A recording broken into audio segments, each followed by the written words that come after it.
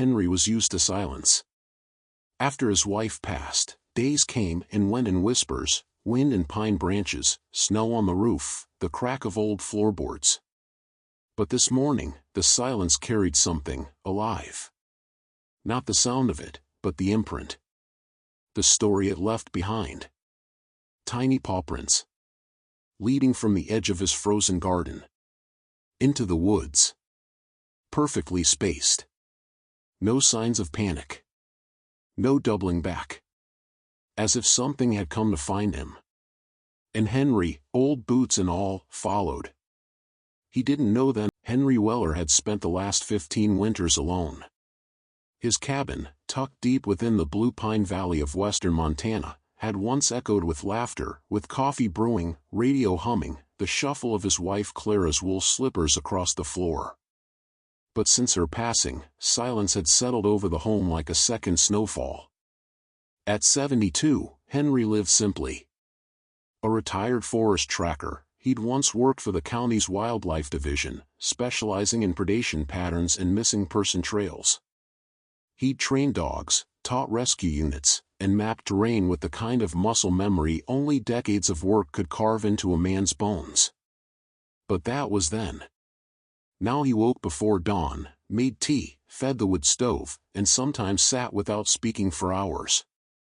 On the morning everything changed, the first thing he noticed was that the deer hadn't come. Every day for 3 years, a small herd of does crossed his lower yard around sunrise.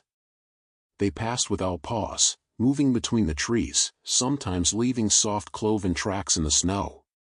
But this time, the clearing was still. No movement. No tracks. Henry stepped onto his porch and scanned the snowfield, coffee in hand. His breath puffed into the cold like smoke. The sky above was eggshell blue, sun barely peeking over the ridge. Wind whispered through pine needles. Then he saw them. Tiny tracks. Too small for a fox. Not round like a rabbit. Not bird-like either. 4 toes. Perfect pads. Dog prints. But far too small. A pup? No, too steady. Too purposeful. And they didn't weave randomly. They walked a line. Direct. From the north woods.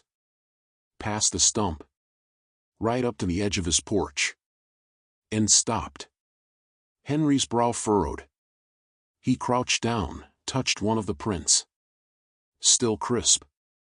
Made within the hour. No drag marks, no signs of weakness or injury. Whoever, or whatever, made them had come to him. He glanced around. No sign of movement in the brush. No yips or barks. Then something caught his eye, a single speck of color in the snow.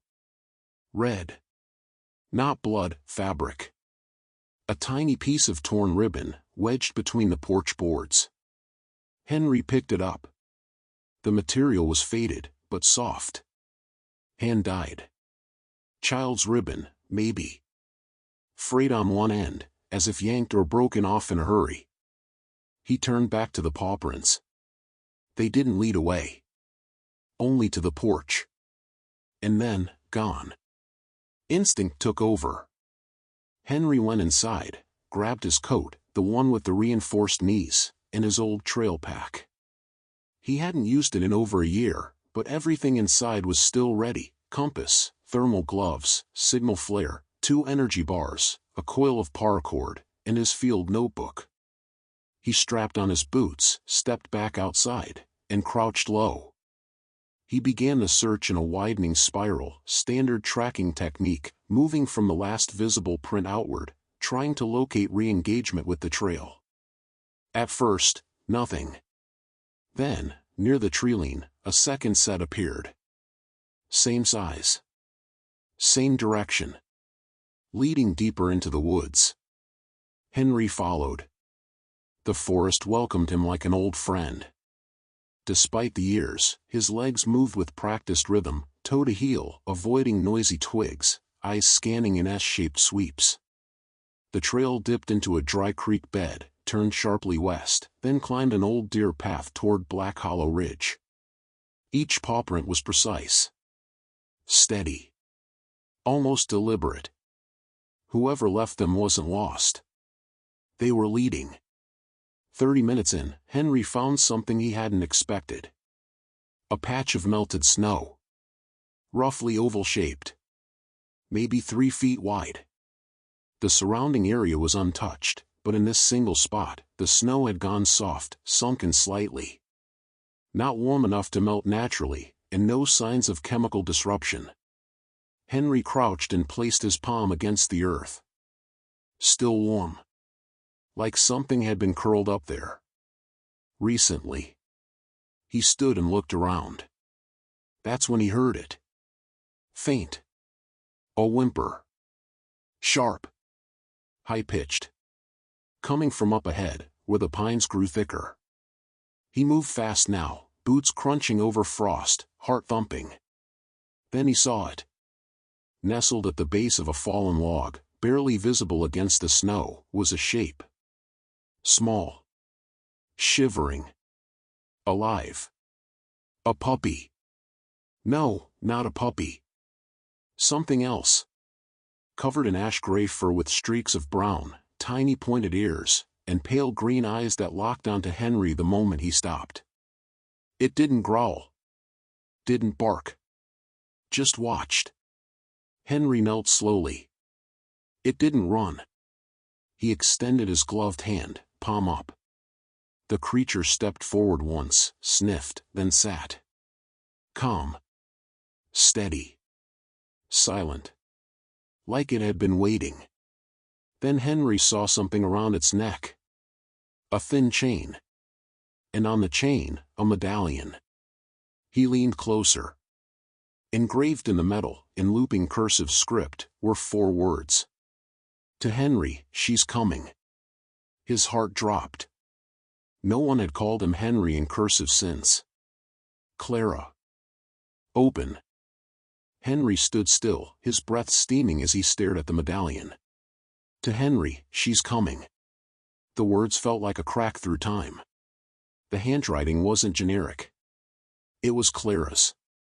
He'd recognized that soft, looping cursive anywhere. She'd written him dozens of notes during her years as a schoolteacher. Notes in lunch bags, tucked into coat pockets, slipped under coffee mugs. She was gone. 3 years, gone. Buried under the birch tree out by the old pasture. And yet, this animal, this ash-furred little creature, wore Clara's words around its neck. Henry knelt again. He reached slowly for the medallion. It wasn't cold. In fact, it radiated a faint warmth, the kind that lingered from body heat, or something else. He brushed away the snow from the small animal's back. Its fur was soft, but beneath it, muscle twitched and twined tightly. This wasn't a normal pup. Its eyes stayed locked on him, intelligent, alert, but unafraid. You belong to someone? Henry asked, voice a hoarse whisper. The creature said nothing, of course. But its ears perked, as if it recognized him. It stepped closer. Leaned against his boot. Henry exhaled and carefully scooped it up. It didn't resist. He wrapped it in his thermal scarf and tucked it inside his jacket. He could feel the warmth from its body, not feverish, but steady. Calming. As he stood, a gust of wind moved through the trees, dislodging snow from the pines. Something about the moment felt like a signal. So he turned for home. The walk back was different. Slower. More focused. Henry was no longer just following a mystery, he was carrying it. As the sun rose, the creature stayed nestled against his chest, unmoving but very much awake. Every so often, Henry could feel it breathe, and with each breath, a strange sensation pulsed through the fabric of his coat, almost like it was syncing with his rhythm. His thoughts wandered. What if Clara had known something? What if the death certificate and the hospital bed and the ashes were only one part of her story? She'd always been curious about things others ignored.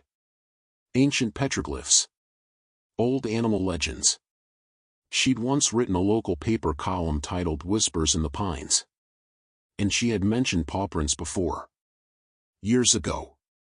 Back at the cabin, Henry entered quietly, careful not to jostle the little body bundled inside his jacket.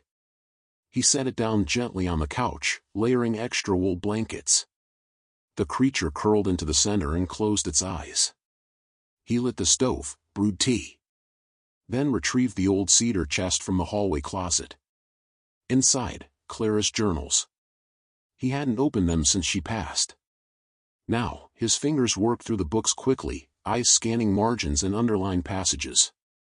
Then, in one leather-bound notebook labeled Winter, 2004, he found it. A single entry. Saw the pawprints again today. They started near the stump and ended right at the porch. No animal. No snow disruption. Almost like they dissolved. I want to believe they're from that fawn I found years ago. But part of me thinks they're waiting for him. Henry always says I'm imagining things, but I'm not. The woods know. A chill slid down his spine. He turned the page. Another entry, weeks later. Dreamed of a creature with gray fur and green eyes. Not quite a dog. Not quite wild. It walked into the house and curled up by the fireplace. It wore a silver chain. I woke up crying. Henry lowered the journal, his heart pounding. The creature on the couch opened one eye, slowly. Watching him. He returned to the couch and knelt beside it. "What are you?" he asked gently. No response. But the air shifted slightly. A warmth spread through the room, not from the stove, but from something else. Henry whispered, "Are you hers?" The creature uncurled slightly and placed one paw, small, precise, on his knee. It stayed there. Just a moment. Then returned to rest. Later that night, Henry built a fire, made soup, and left a small bowl on the floor. The creature padded over, sniffed, and licked quietly. Its movements were smooth, not awkward like a stray. More, trained. Like it had lived in a house before. Lived with Clara. That night, Henry lay awake in bed, staring at the wooden ceiling. The wind outside moaned gently through the trees, but the cabin felt warmer than usual. Not just physically. Emotionally. He wasn't alone. At 3:12 a.m., he awoke with a start. The creature was standing by the door. Staring. Waiting. Henry sat up. "What is it?" The creature looked at him, then pawed gently at the door. He stood, pulled on his coat, and opened it. Outside, the snow had stopped falling. Moonlight poured over the yard. And there, at the edge of the clearing, stood another shape. A tall, still figure. Wrapped in a coat. Unmoving. Unblinking. Henry stepped forward, heart hammering. But as he moved toward the edge, the figure vanished. Gone in an instant. He turned back. The creature had followed him to the porch. It sat at his feet. Looking up at him. Then back toward the woods. Then, gently, it pressed its head against his shin. Not fear. Not urgency. Just reminder. A memory, made flesh. And a trail that hadn't ended yet. By morning, the air had changed again. The sky was clear, the temperature mild for January, and the wind had a curious scent to it, one Henry hadn't noticed in years. A mix of pine bark, melting frost, and something else, lavender. Clara's favorite scent. It was impossible, of course. The lavender plants she used to grow had long died, and there wasn't a sprig of it within 50 miles.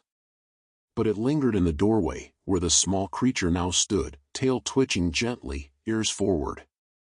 Henry stepped onto the porch, boots laced, coat zipped. He didn't speak. He didn't have to.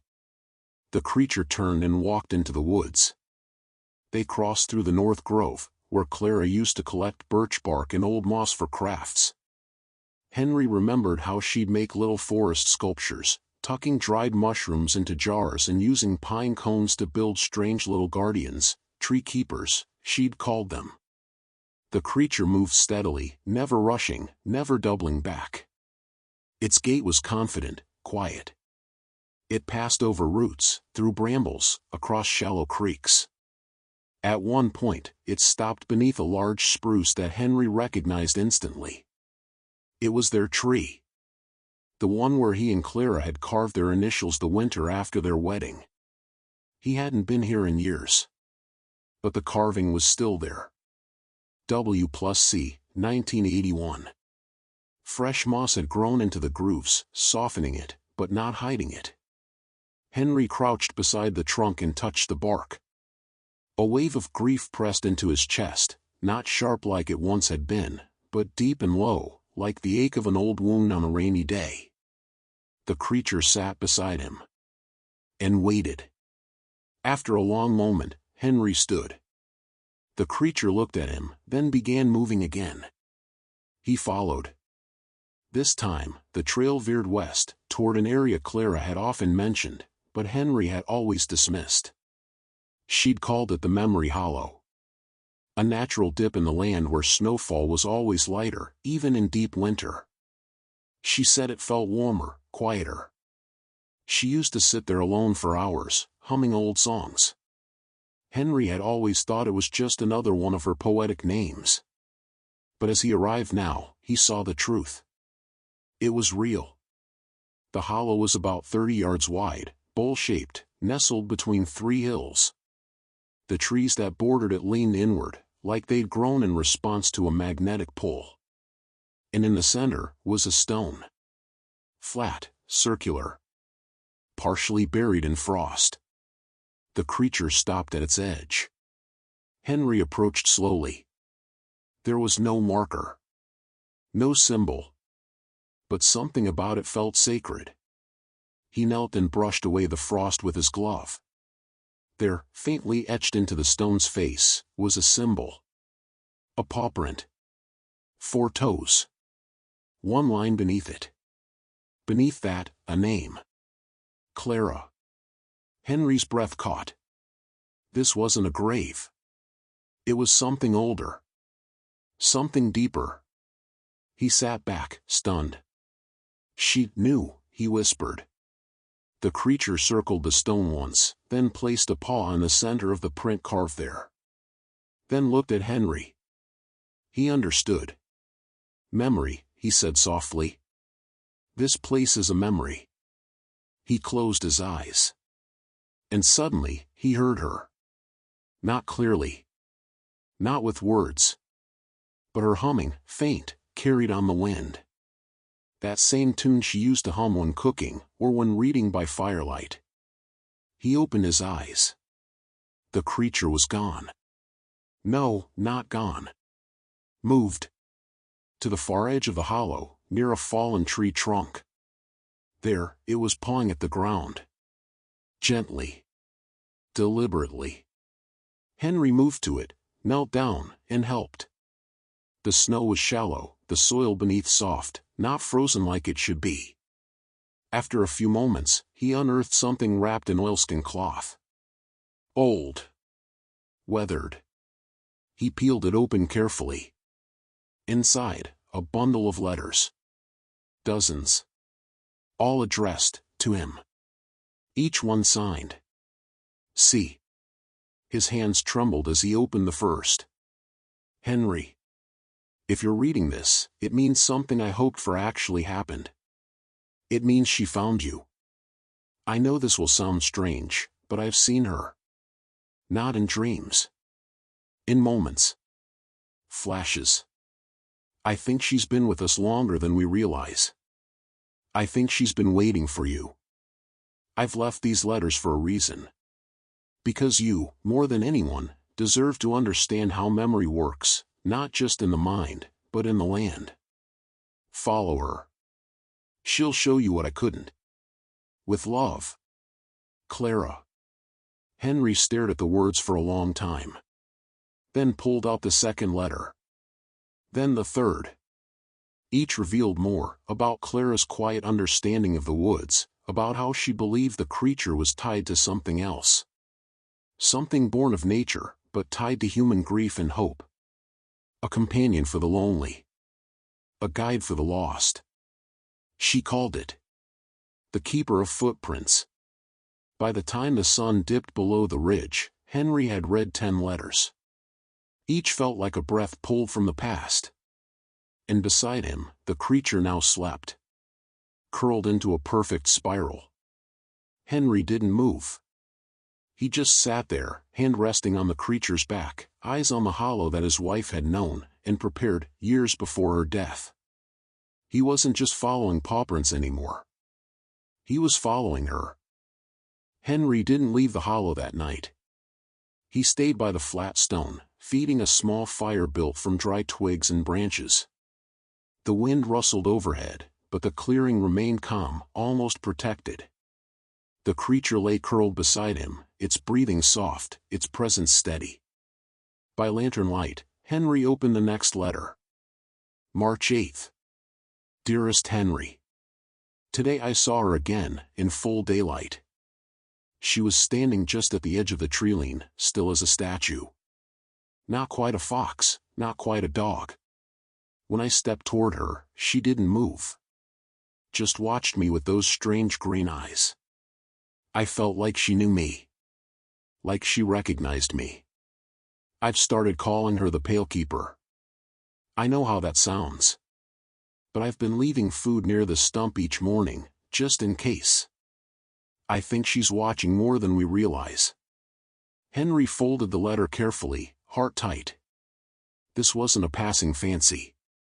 Clara had seen it, her, long before him. And not just once. He reached for the next note. April 15th. I had the dream again. This time, you were lost in the woods. Calling out. The snow was falling harder than I've ever seen. And then she appeared. She walked beside you, leading you back.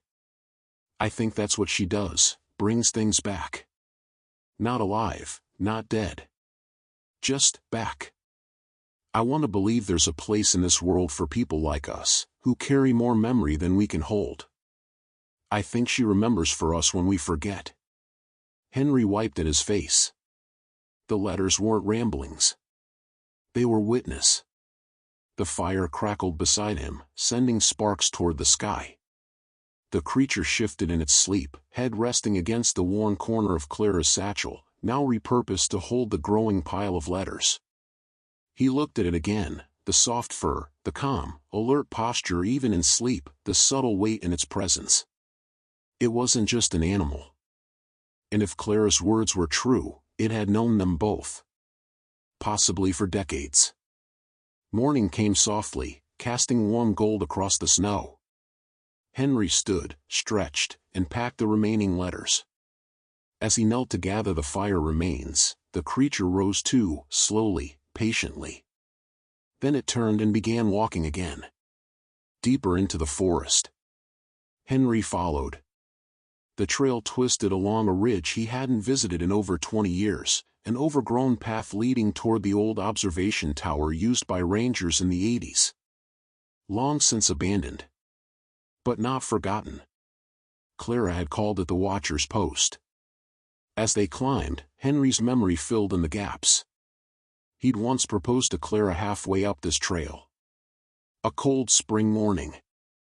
She'd said yes with frozen fingers and kissed him so hard his hat flew off. At the top, the creature stopped. The tower was still there, rickety but standing. Its roof sagged, walls weathered gray, and steps barely holding. But the door was ajar. Henry hesitated, then pushed it open. Inside, dust. Cobwebs. Empty racks where radios once stood. And in the center, a bundle wrapped in canvas. Fresh. Untouched by decay. He opened it. Inside, a box. Small. Cedar. Hand-carved. Clara's style. The lid lifted with a soft creak. Inside were photographs. Black and white. Faded color. All of them of Clara. Not as he knew her, not the teacher, the wife, the homemaker. But before. Clara in uniform. Wearing a park ranger badge. Standing beside a much younger Henry. He gasped. These pictures were from before they met. Before she ever told him she worked for the state. Before she ever mentioned the forest at all. And at the bottom of the box, another letter. This one sealed in wax. Addressed. To Henry, for when she returns. His hands shook as he broke the seal. The letter inside was longer. Her handwriting more deliberate. Henry. I lied to you. Not out of malice. Out of protection. Before we met, I was part of a conservation study. The public cover was forestry, but the truth was stranger. There were sightings in the Pacific Northwest, creatures with inexplicable behaviors, uncanny intelligence. Not Bigfoot stories. Not myths. Real data. One of them, we later realized, was drawn to trauma. Not to hurt, but to help. It would find people lost in grief and guide them toward memory. We started calling them remnants. I met her, your pale keeper, after my sister died. She found me at my worst. And she led me to you. When I knew my time was running out, I asked her for a final favor. To find you after I was gone. To help you remember the whole of me. If she's with you now, then you've been given something sacred. Not just memory. A second chance. Henry didn't move for a long time. Outside, wind stirred the tower gently. Inside, his whole body trembled with something between love and awe. When he stepped out, the creature stood facing east.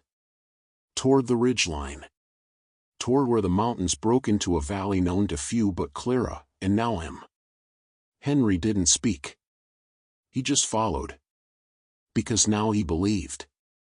They hiked until the sun crested the second ridge. Henry's breath came slower now, not labored, but aware. Each step meant something. He wasn't just walking through forest. He was walking through Clara's memory. The path narrowed into what looked like nothing more than a game trail. But the creature never hesitated. She trotted ahead with light paws, tail swaying gently behind her, ears tuned not to noise, but to intent. By noon, they reached it. A valley nestled like a secret between four mountains. It wasn't visible from any ridge, not even the air. No roads. No trail maps. No scent of human touch. And in the center, pine trees unlike any Henry had ever seen. They shimmered. Not because of ice. Because of resin.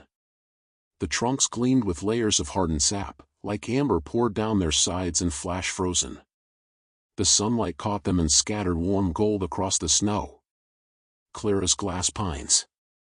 She had once mentioned them in passing, like a forgotten dream. Now they stood before him. Alive. The creature paused at the edge of the grove, looked back at him, then walked between the trunks. Henry followed.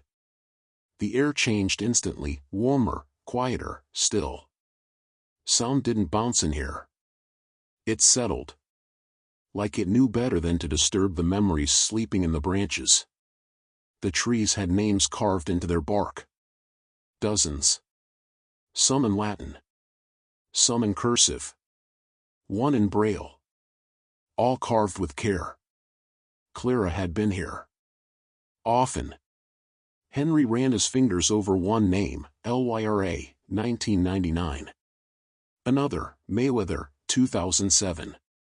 And finally, near the center, on the oldest tree. Henry, 1983. He staggered.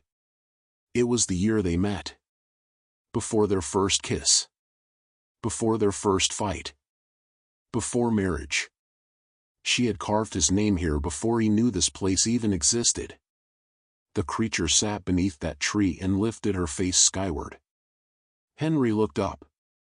Hanging from the lowest branch, a pendant. Glass. Inside it, a curl of brown blonde hair. Clara's. Suspended forever in amber. He reached for it. It came off easily, the chain cold in his hands. Around the chain was a tag. Etched into the metal.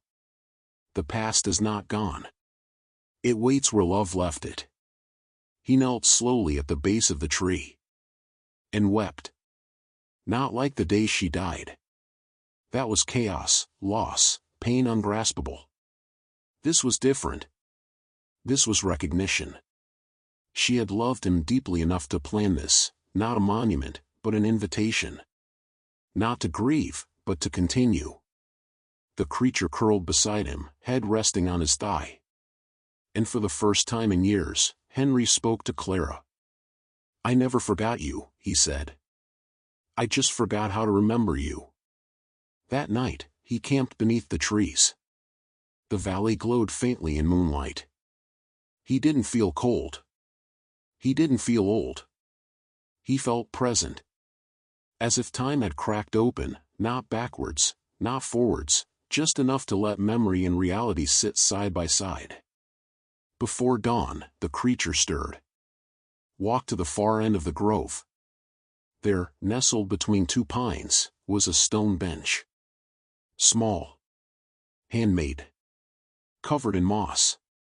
On it, a sealed jar. Glass. Heavy. Inside it, a journal. Clara's handwriting on the spine, for H. Henry opened it. The first page was dated 2 years before her diagnosis. "Henry. If you're reading this, it means you followed her. Thank you. I didn't know how to tell you everything while I was alive. You would have thought I was imagining it. And maybe I was. But part of me believes this place is where I left my truest self. I spent years here alone, not hiding from you, but preparing something for you. A way back to me that didn't require photos or gravestones. The Pale Keeper watches over the glass pines. You were never alone. Love. Clara." Henry read deep into the night. Every entry a window. She described her first sighting of the creature, a near-death encounter on a hike she never told him about. She had fallen, cracked 2 ribs, and lay for hours in the snow. The Pale Keeper had found her. Stood beside her until morning. Never left. She recovered. But after that, she searched for it again. Found the hollow. Found the glass trees. And made it her sacred ground. By the time the sun returned, Henry had read the journal cover to cover. And as the light filtered through amber bark and kissed the snow, he did something he hadn't done in over 3 years. He sang. One of Clara's old songs, a tune she'd hum while folding laundry or stirring soup. The lyrics didn't matter. The melody came back like it never left. The creature, the Pale Keeper, lay beside him. Still. Breathing softly. Her eyes closed. But in rhythm with his voice. Like she remembered the song too. Later that day, Henry built a cairn, just a small one, at the edge of the glass pines. Not to bury. Not to mark. But to begin. Inside it, he placed Clara's journal. The amber pendant. One of the letters she wrote him. Not as closure. But as foundation. Because what he'd found wasn't an ending. It was a way to live with memory, instead of chasing it. And when he finally stood to leave, the Pale Keeper rose too. Ready. Because there was still more to show him. They left the valley of glass pines at dusk. Henry didn't look back. Not out of disrespect, but out of understanding, the kind that said, "You've been here long enough. Now carry it forward." The Pale Keeper walked ahead with silent feet. Her body blended with the forest, the ash gray fur making her nearly vanish in low light. And yet, Henry always knew where she was. Because she waited. At every bend. Every ridge. She paused until he caught up. Until they could move together. As night deepened, the trail turned strange. Less forest. More exposed. They crossed a burned patch of land where blackened tree stumps jutted from the snow like skeletal fingers. Lightning must have struck here years ago. Clara had never mentioned this place. The Pale Keeper slowed. Then stopped. Henry followed her gaze. There, tucked between two scorched stones, was a rusted tin cross. Barely visible. Not an official grave. A makeshift marker. He stepped closer and read the carved initials on the crossbeam. J.D., 1976. Henry frowned. Who's J.D.? He didn't expect an answer. But the Pale Keeper responded by walking to the cross and sitting beside it. Staring at it. Guarding it. Like she remembered. He crouched. The marker was weathered. Decades old. The name meant nothing at first. But something in the back of his mind stirred. 1976. That was the year before Clara joined the Forestry Corps. She would have been 23. Just before she met him. He turned to the Pale Keeper. This, someone she knew? The creature lowered her head. A long pause. Then, she stood, circled the cross once, and stepped back. Her silence carried an answer. Yes. Back at the cabin that night, Henry pulled out Clara's oldest journals, the ones from her 20s. Few entries remained from that early, and most were faded. But one stood out. July 9, 1976. Hiked the ridge with J.D. again. He says the fire damage up there runs deeper than the burn lines. Says something feeds on those sites. Not like a ghost, more like an echo. I don't believe in magic. But something happens in those woods. J.D. thinks the creature came to watch the fire die. I think she came for him. Another entry, days later. July 14th. J.D. didn't come back. We found his jacket near the rock bed. No body. No blood. Just, gone. I think she tried. I think she tried to bring him back. But he wasn't ready. Henry stared at the words. Clara had lost someone, maybe a friend, maybe more, long before she met him. Someone tied to the Pale Keeper.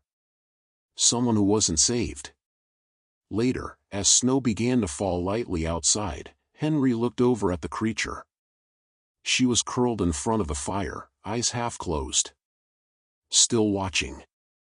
Still waiting. He whispered, "You've been trying to make it right ever since, haven't you?" She blinked once. Slowly. Yes. The next morning, Henry returned to the burn ridge. He cleared the snow around the rusted cross, cleaned the area as best he could. Then, from his jacket pocket, he removed a carving knife. He etched something below the initials. Found. Remembered. Not alone. The Pale Keeper sat beside him the entire time. No sound. No movement. Just presence. He stood, brushing snow off his knees. We all lose someone we can't save, he said aloud. But it doesn't make the saving any less worth doing. He didn't know if he was speaking to Clara. To the Pale Keeper. Or to himself. Maybe all three. The hike back was quiet. Snow fell gently, but not enough to hide their footprints. This time, Henry noticed something new. The Pale Keeper wasn't just leaving pawprints. She walked in step with him. Side by side. Each of her prints matched his boot in rhythm. Deliberate. Coordinated. She wasn't guiding now. She was walking with. At the cabin, he set up a small shelf above the fireplace. On it, he placed a copy of Clara's journal. The amber pendant. A stone from the Valley of Glass Pines. And a wooden carving of the Pale Keeper, not perfect, but heartfelt. He lit a candle beside it. A small shrine. Not for worship. For reminder. That night, Henry dreamed. In the dream, Clara stood in the hollow. She wasn't young. She wasn't old. Just present. She didn't speak. She smiled. Behind her, the Pale Keeper stood watch. Henry approached, reached out. And Clara placed something in his palm. A compass. Old. The needle spun once. Then fixed north. When he looked up, both of them were gone. He awoke with tears drying on his face. And a sense that something had shifted. Not ended. Not begun. Just changed. The kind of change that matters more than answers. The kind of change that means you're no longer lost. The knock came 2 days later. 3 sharp raps on the cabin's wood frame, firm, not panicked. The kind that expected to be answered. Henry had just set down his mug of tea. The Pale Keeper was curled beside the fire, ears up instantly, body still. He stood and moved to the door. Opened it slowly. A man stood on the porch. Late 40s. Neatly trimmed beard, ranger green jacket with no insignia. Not local. Not state. Civilian in appearance, but wrong in posture, too alert, too rehearsed. The man smiled. "Mr. Weller?" Henry said nothing. The man extended a gloved hand. "My name's Amos. I'm with a private wildlife foundation. We monitor rare species. I'm told you've had a visitor." Henry didn't shake the hand. Instead, he leaned against the doorframe. "What kind of foundation?" "The kind that protects what shouldn't be seen." Amos tilted his head toward the inside. "She's still here, isn't she?" Henry stepped outside and closed the door behind him. "If you're here to scare me, save it." Amos's expression didn't change. "I'm not here to scare you. I'm here because someone before you made a mistake." Henry's jaw tightened. Clara wasn't the mistake. Amos blinked. "No. But she got too close. Too public. She left records. Wrote letters. She didn't understand what this thing is." Henry narrowed his eyes. "You mean the creature you've been trying to trap for 40 years? Amos sighed. "It's not a creature. It's a variable. It changes people. And it doesn't obey boundaries. We've seen it lead people off cliffs chasing memories. It doesn't know how to stop." Henry stepped forward. "I was a tracker. I trained search and rescue dogs. You think I can't tell the difference between a lure and a guide?" Amos's face hardened. "She saved you, didn't she?" Henry said nothing. "That's what she does," Amos continued. "She earns your grief. Then makes you follow. Until you're so far from the world you can't go back." Henry clenched his fists. Then maybe the world was worth leaving. Amos took a slow step forward. "She left something else behind. Something she found. Before she died." Henry shook his head. "You're not getting it." The man's tone turned cold. "If you won't give her up, we'll take her." That's when Henry moved. Fast, despite his age. He shoved Amos back off the porch, not enough to injure, just enough to warn. Amos stumbled in the snow, caught himself, and straightened. "You've got one more sunrise, Mr. Weller. Then we come back." He turned and walked into the woods. No radio. No vehicle. Just vanished. Inside, the Pale Keeper hadn't moved. Henry sank to his knees beside her. "They're still hunting you," he whispered. "After all these years." She placed her paw on his wrist. And for the first time, not in dreams, not in memory, Henry saw it. Not with his eyes, but with his mind. A flood of images. Clara in the hollow, building cairns. JD on the ridge, laughing before the fire took him. The pale keeper curled at the base of a pine, year after year, waiting. And then Henry. Alone, grieving, burying Clara. And the creature, always just beyond the tree-line. Watching. Never interfering. Until now. Until she decided he was ready. Henry gasped and pulled back, breath ragged. The pale keeper didn't flinch. She simply blinked. And waited. He understood now. She didn't cause grief. She responded to it. Not to manipulate. To guide. To restore memory through presence. And Amos, and whoever he worked for, saw that as danger. Because memory restored meant control lost. Henry began packing immediately. Not to run. To prepare. He found his old ranger maps, spread them across the table. Marked every hollow, cairn, and grove Clara had written about. He knew the land better than any satellite. He checked the snow conditions, the cloud coverage, the barometric pressure. He calculated a route that would take him through the forgotten paths, where no signal reached. Where no one could follow. He wasn't leading out of fear. He was leading now. That night, he wrote a letter. Short. Direct.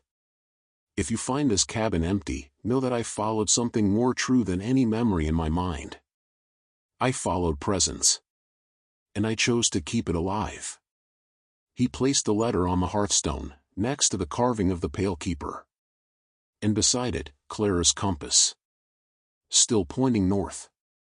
The snow began falling again just after midnight. Not heavy. Gentle. Like a curtain drawing shut. He looked down at the pale keeper. Ready? She stood. Walked to the door. Paused. Then looked back. Not at him. At the cabin. The life they were leaving behind. And for a brief moment, Henry could have sworn he heard Clara's voice. You're not running. You're remembering forward. They stepped into the dark. Together. They moved before first light. No goodbyes. No trails marked. Just Henry, his pack, Clara's compass, and the creature walking beside him like she'd been there his whole life. The path wasn't on any of his official maps, not in ranger training, not even in Clara's journals. But somehow, he knew it. It was like the forest was remembering with him. Rebuilding the trail from memory. The soil beneath his boots felt softer than it should have. Familiar. The pale keeper took the lead only when terrain twisted or snow thickened. Otherwise, she stayed at his heel, always watching the wind. They crossed through Wolfjaw Pass by mid-morning, an old logging trail long since reclaimed by moss and lichen. Fallen logs forced detours. Stream crossings turned his knees to ice. But Henry pressed on. By noon, they reached the silent spur, a narrow ledge overhanging a long, snow-choked ravine.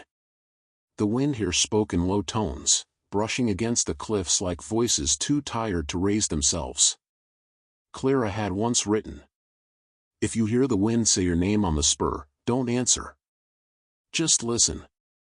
And Henry did. He didn't speak. Just closed his eyes. Listened. And heard her laugh.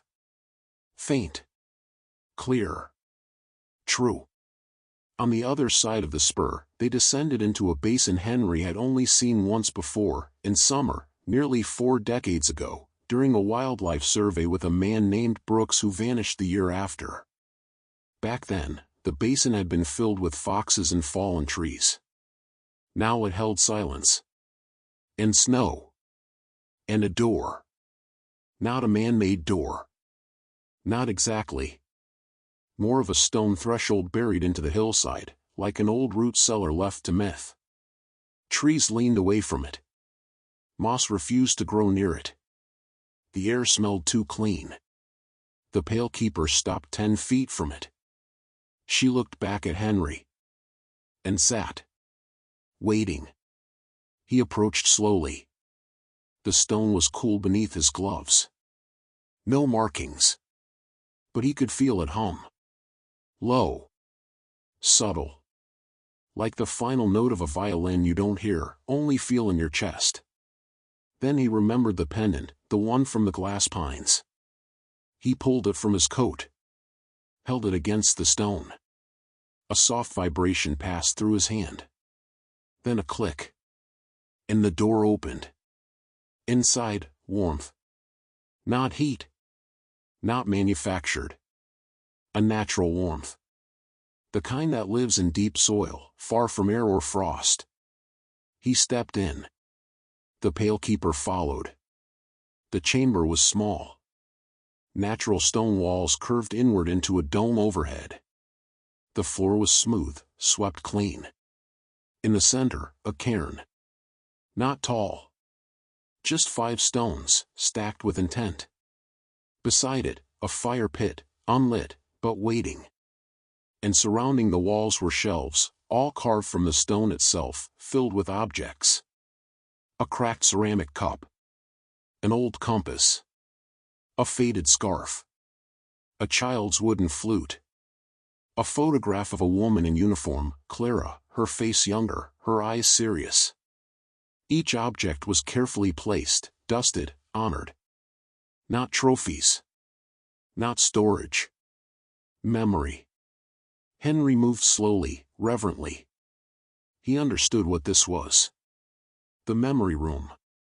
Clara had once written.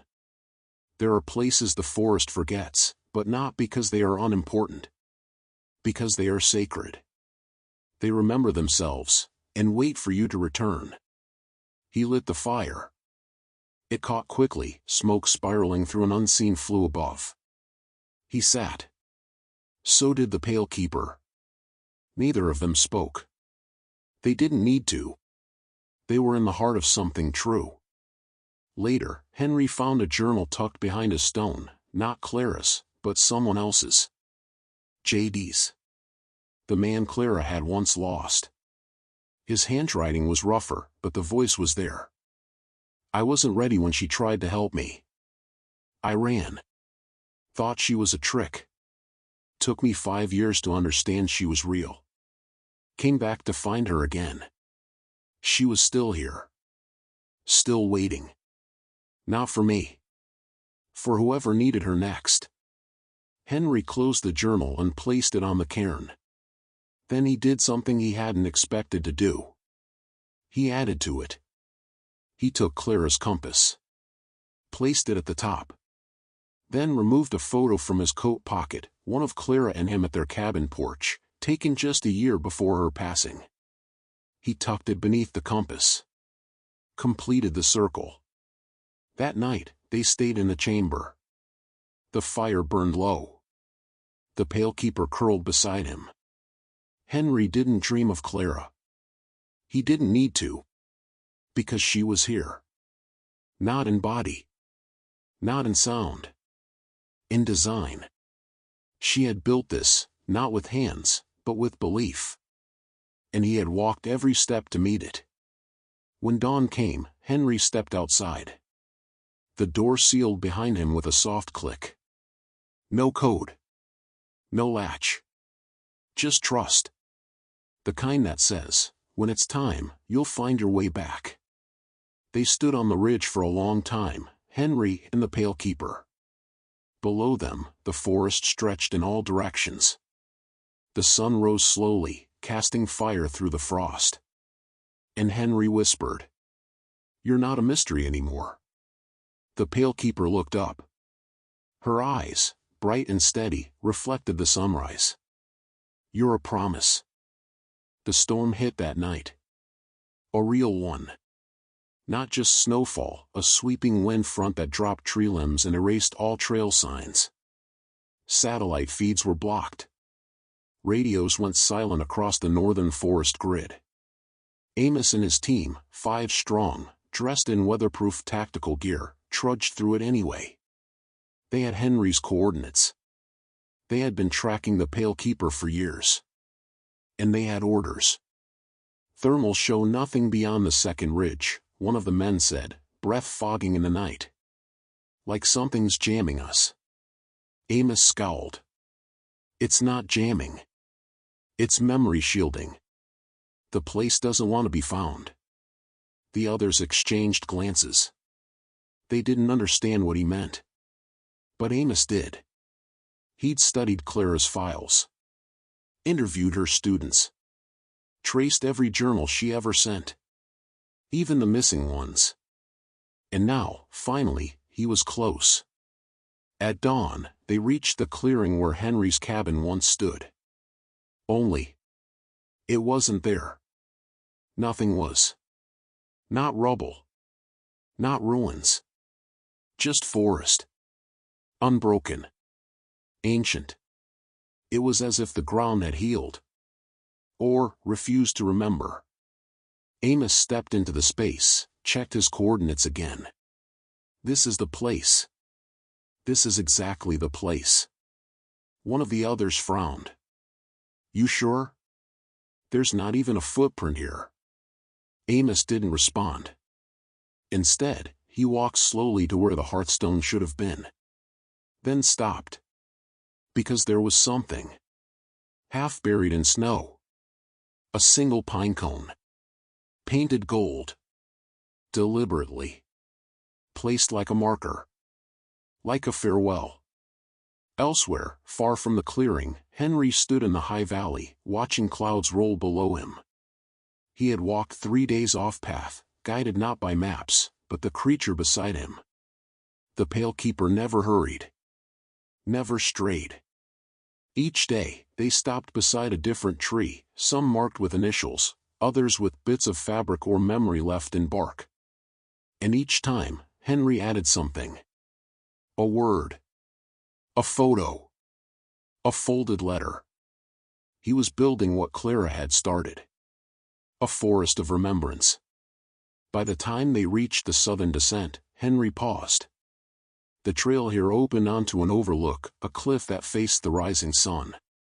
From this height, the entire basin below looked silvered with frost.